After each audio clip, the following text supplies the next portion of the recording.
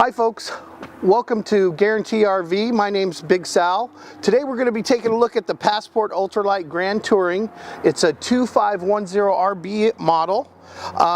If you look right here, we've got a big pass-through. It is an aluminum trailer, so it's a lightweight trailer, which is nice. It does have the one pop-out on this side for your living room in there to make it bigger. It's got the big propane tanks. This one's got some extra tanks in it, but you can see how much storage you can get in there. It's nice. This one's a 2012 and it's in really good shape. Let's take a look at inside. What's nice about this unit, it's got the bathroom back here in the back. It's a rear bath. Decent sized bath and shower in here with the skylight, so you gain a little extra height.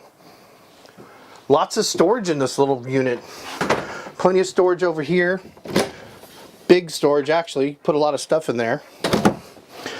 Lots of storage over here too. Nice pantry. Nice little actual closet right in here. Good sized fridge. 3-burner stovetop. Decent counter space. Microwave. U-shaped diner.